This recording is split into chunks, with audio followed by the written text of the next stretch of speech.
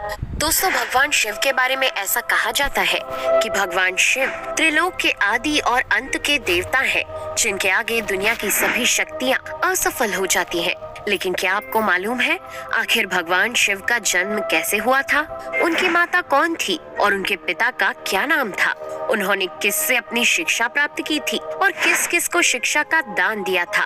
अगर नहीं तो चलिए, क्योंकि इस वीडियो के माध्यम से हम आपके इन्हीं सभी सवालों का जवाब देने वाले हैं, इसलिए प्लीज इसे स्किप किए बिना एंड तक जरूर देखना। दोस्तों, आज सबसे पहले भगवान शिव के जन्म से जुड़ी पहली कहानी यानी शिव पुराण की एक लोकप्रिय कथा के बारे में बताने वाले हैं। शिव पुराण के अनुसार भगवान शिव को स्वयंभू माना जाता है, जिसका मतलब होता है कि भगवान शिव का जन्म स्वयं ही हुआ था। यानी कि इससे एक बात तो साफ हो जाती है कि ना ही भगवान शिव की कोई माता है और ना ही उनके कोई पिता है। इसी कारण से भगवान शिव पंच तत्वों से भी परे हैं, जिस कारण से इन्हें मृत्यु का भी कोई भय नहीं है और इनकी मृत्यु कभी नहीं हो सकती। पर अब बात करते हैं विष्णु पुराण में बताई गई भगवान शिव के जन्म से जुड़ी हुई एक और कहानी के बारे में।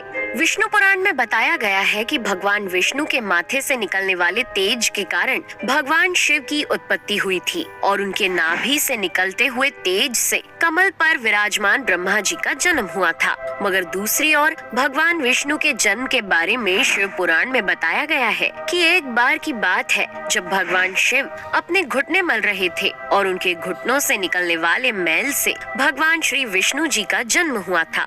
पर अगर ऐसा हुआ है तो विष्णु पुराण और शिव पुराण एक दूसरे से बिल्कुल अलग हैं। इस कथा के अलावा भगवान शिव के जन्म की एक और पौराणिक कथा काफी ज्यादा पॉपुलर है, जिसे शायद आपने बड़े बुजुर्गों से सुना होगा। पर अगर नहीं सुना तो आपकी जानकारी के लिए बता दें कि एक बार की बात है जब भगवान विष्णु और परम ब्रह्मा जी के बीच इस बात पर बहस छिड़ गई थी कि आखिर इस संसार में सबसे महान कौन है। और जब भगवान विष्णु और भगवान ब्रह्मा इस बात को लेकर बहस कर रहे थे तो एक जलते हुए खंबे के रूप में महादेव उनके बीच आए थे। दोस्तों, वो दोनों इस रहस्य को नहीं समझ पाए और तभी अचानक से एक आवाज आई जिसने कहा कि जो भी इस खंबे का छोर ढूंढ लेगा वही सबसे महान कहलाएगा।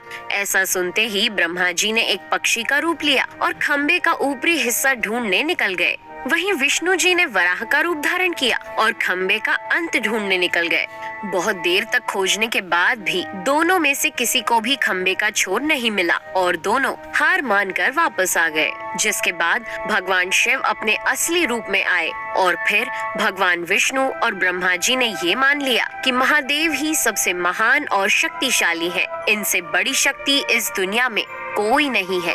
इसके साथ ही शिव पुराण में बताया गया खंबा इस बात को दर्शाता है कि ना ही भगवान शिव जन्मे थे और ना ही उनका कोई अंत है। और एक कारण तो यही है कि भगवान शिव को स्वयंभू कहा जाता है, यानी भगवान शिव का अंत है ही नहीं, वे अमर हैं। अब हम बात करते हैं भगवान शिव से जुड़े एक ऐसे विषय के बारे में जो सबसे ज्यादा प्रसिद्ध है कि क्या भगवान ब्रह्मा भगवान शिव के पिता हैं? जी हाँ, इनकी ये कहानी लोगों के बीच काफी प्रसिद्ध है। तो आपको बता दें कि आखिर किस प्रकार भगवान शिव ने ब्रह्मा पुत्र के रूप में जन्म लिया था। इसके पीछे विष्णु पुराण की एक पौराणिक कथा है, जिसके अनुसार जब धरती, आकाश, पाताल या कहें पूरा यूनिवर्स जलमग्न यानी पानी में डूबा हुआ था, तब भगवान विष्णु के अलावा कोई भी देव या प्राणी इस संसार में नहीं था। तब केवल विष्णु ही जल सतह पर अपने शेष नाग पर लेटे हुए नजर आ रहे थे। जिसके बाद उनकी नाभि से कमल की डंडी पर ब्रह्मा जी प्रकट हुए और जब भगवान ब्रह्मा और भगवान विष्णु इस यूनिवर्स से संबंधित बातें कर रहे थे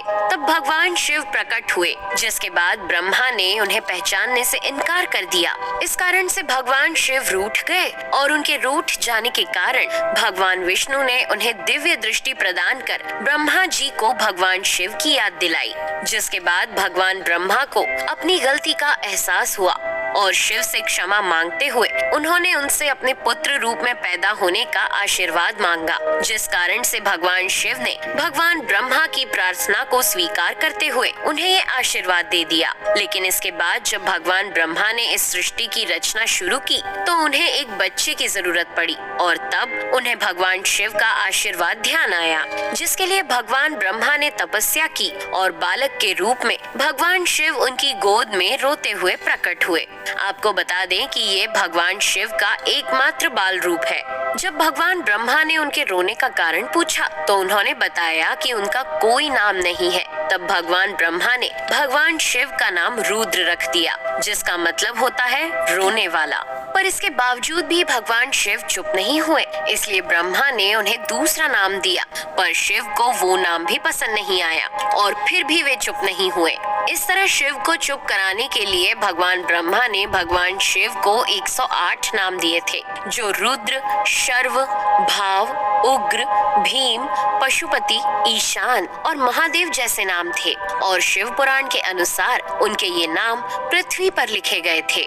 इसके बाद बात आती है श्रीमद् देवी महापुराण की। तो श्रीमद् देवी महापुराण में भगवान शिव की माता और पिता के बारे में बताया गया है। श्रीमद् देवी महापुराण के अनुसार देखा जाए तो एक बार जब भगवान नारद जी ने अपने पिता भगवान ब्रह्मा जी से पूछा कि सृष्टि का निर्माण किसने किया है, साथ ही भगवान विष्णु, भगवान शिव और आपके माता पिता कौन है, तब भगवान ब्रह्मा जी ने नारद जी को त्रिदेवों के जन्म के बारे में बताया। जो बताया वो वाकई चौंका देने वाली बात थी। दरअसल उन्होंने कहा कि देवी दुर्गा और शिव स्वरूप ब्रह्मा के योग से ब्रह्मा, विष्णु और महेश का जन्म हुआ था। यानी प्रकृति का रूप लिए माँ दुर्गा ही हम तीनों की माता है और ब्रह्मा यानी काल सदाशिव हमारे पिता है। इसके साथ ही श्रीमद् देवी महापुराण में भी भगवान विष्णु और भगवान ब्रह्मा के बीच हुए झगड़े की एक कहानी मिलती है, जिसके अनुसार एक बार श्री ब्रह्मा जी और विष्णु जी में झगड़ा हुआ और दोनों में बहस छिड़ी हुई थी।